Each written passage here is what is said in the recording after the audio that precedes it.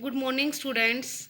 Now we are taking the characteristics of a good listening skill. यानी श्रव्य कौशल के क्या क्या गुण हैं। हम जो श्रव्य कौशल के गुण हैं उसको एक क्या है ट्री के माध्यम से दिखाया जा सकता है, जिस प्रकार से ये मैंने दिखाया है। इसमें मैंने क्या है इसके पांचों कैरेक्टरिस्टिक्स बताए हैं इस ट्री के द्वारा, तो हम इसका यूज़ कर सकते हैं। तो ये कौन कौन से हैं जो हमें दिखाए हैं। फर्स्ट क्या है इसमें इंटरेस्टिंग, सेकंड क्या है साइकोलॉजिकल रेलिवेंट, थर्ड है इजी टू यूज़, फोर्थ है simple to complex and fifth क्या है इकोनॉमिकल। तो अब हम इनके बारे में पढ़ेंगे एक एक करके। तो फर्स्ट क्या है इसमें इंटरेस्टिंग, कहते हैं इसने कहा है कि बच्चे क्या है उन गतिविधियों को जल्दी सीखते हैं जिसमें उनको क्या है मज़ा आता है, जिनमें उनको क्या है आनंद की प्राप्ति होती है। तो इसने क्या है कि हमें क्या है श्रवण कौशल सामग्री का प्रयोग करना चाहिए भाषा को रुचिकर बनाने के लिए।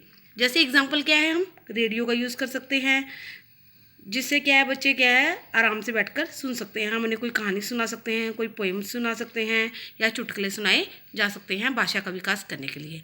सेकंड पॉइंट है साइकोलॉजिकल रेलिवेंट। साइकोलॉजिकल रेलिवेंट क्या है कि हम जो भी बच्चों को सिखा रहे हैं भाषा कौशल वो मनोवैज्ञानिक विकास के अनुसार होना चाहिए। मनोवैज्ञानिक विकास के अनुसार यानी उनकी एज के अकॉर्डिंग, उनकी आयु के अकॉर्डिंग होना चाहिए।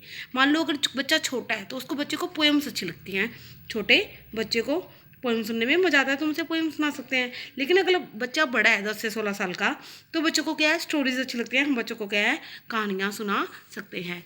नेक्स्ट है इसमें ईजी टू यूज़, कहते हैं कि हम जो भी श्रवण के लिए जो भी मटेरियल जो भी उपकरण यूज़ कर रहे हैं वो जो यूज़ करने में बिल्कुल आसान होना चाहिए।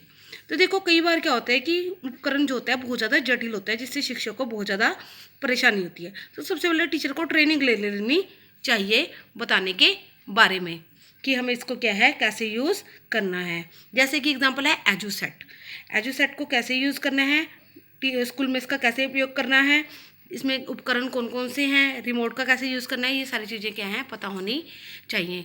नेक्स्ट है इसमें इकोनॉमिकल। इकोनॉमिकल क्या है, जो भी हम श्रव्य सामग्री यूज़ कर रहे हैं वो ज़्यादा महंगी नहीं होनी चाहिए, वो बिल्कुल ही किफ़ायती होनी चाहिए, कम खर्चे पर यूज़ हो जानी चाहिए। इसमें हम एक एग्जांपल ले सकते हैं, जैसे कि हम एक सीडी का एग्जांपल ले सकते हैं। जो सीडी है वो सस्ती भी होती है और जो उसमें जो स्टोरेज होते हैं हम उसको कंप्यूटर में हार्ड डिस्क में भी यूज़ कर सकते हैं और उसके बाद सीडी को क्या है हम दोबारा भी यूज़ कर सकते हैं। नेक्स्ट इसमें है different kind of listening materials. तो इसमें क्या है various method of developing listening skill, कौन कौन से मेथड हैं जो डेवलपिंग स्किल के लिए ज़रूरी हैं। फर्स्ट है इसमें लाउड रीडिंग यानी कि तेज बोलना।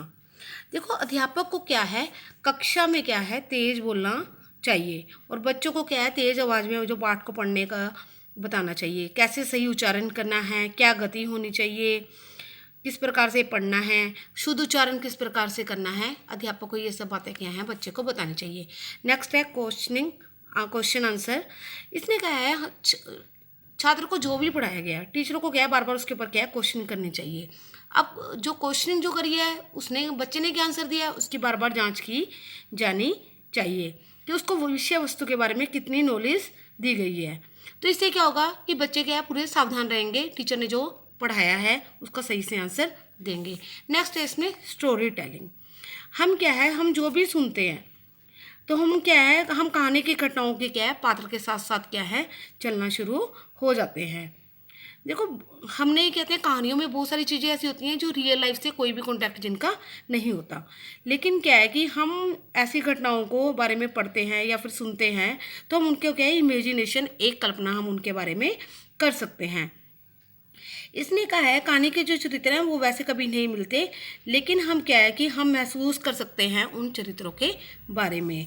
तो इसने कहा है कि हमें जो भी कहानी जब सुन रहे हैं तो ये क्या है अगर ये वास्तविक घटनाओं के बारे में नहीं है तो हम अपनी सुविधा के अनुसार इसको जो भी चीज़ें हैं उनको ढाल सकते हैं। हम इसको अधिक रुचिकर बनाने की कोशिश कर सकते हैं। कहानियों के कथन में कौन सी चीज़ें शामिल होती हैं, जैसे किसी की जीवन, किसी की घटनाएं, कोई पात्र। इसने कहा है कि इसके द्वारा क्या है श्रोता क्या है कहानी को और अच्छे ढंग से सुनेंगे। इसके अलावा इसने कहा है डिक्टेशन। डिक्टेशन ही होता है यानी कि श्रुतलेख का यूज़ करना। देखो श्रुतलेख के द्वारा क्या है हम बच्चों को भाषा में कौशल अच्छी तरह से सिखाया जा सकता है। देखो अध्यापक जो कक्षा में बोलता है उसको क्या करते हैं छात्र, उसको ध्यान से सुनते हैं, ध्यान से सुनकर उसको क्या करते हैं छात्र क्या है उसको लिखना शुरू कर देते हैं। तो हम क्या है सूत्रलेख का डिक्टेशन का यूज़ कर लेते हैं। नेक्स्ट है इसमें use of audio visual aids, यानी कि दृश्य श्रव्य सामग्री का प्रयोग। जैसे कि इसके अंदर आ जाता है रेडियो। रेडियो जो क्या है सबसे इजी साधन है, इसके द्वारा कोई भी कविता, कहानी, वार्ता है जो बच्चों को सुनाई जा सकती है, जिसके द्वारा क्या है बच्चों को क्या है अच्छी नॉलेज प्राप्त हो जाती है। इसके अलावा है टेलीविज़न। टेलीविज़न में क्या है बच्चे देख भी सकते हैं और क्या है सुन भी सकते हैं। इसके द्वारा भी बच्चों को जो एजुकेशनल प्रोग्राम है वो सिखाए जा सकते हैं, कौन कौन से नए नए आविष्कार हुए हैं, नई नई चीज़ों के बारे में क्या है बच्चों को बताया जा सकता है। इसके अलावा आ गया इसमें वीडियो। देखो इसमें क्या होता है कि वीडियो कहते हैं कि किसी हमें क्या होता है कई बार क्या है कई चीज़ें हम टेप रिकॉर्ड पर जस्ट सुन सकते हैं, लेकिन वीडियो में क्या है हम सुनने के साथ साथ इसको दूरदर्शन पर क्या है दिखाया भी जा सकता है। जैसे कि कई बहुत बड़े बड़े जो विद्वान हैं, वैज्ञानिक हैं, मनोवैज्ञानिक हैं, उनके द्वारा कौन कौन से एजुकेशनल प्रोग्राम दिए गए हैं, क्या क्या नई नई चीज़ें बता रखी हैं। तो इसने क्या है कि इसके द्वारा अच्छा श्रव्य कौशल का विकास हो जाता है। नेक्स्ट आ जाता है इसमें कंप्यूटर। कंप्यूटर जो है वो आज का युग क्या है विज्ञान का युग है। तो सबसे ज़्यादा क्या है कंप्यूटर ने क्या है नई क्रांति ला दी है इसके अंदर।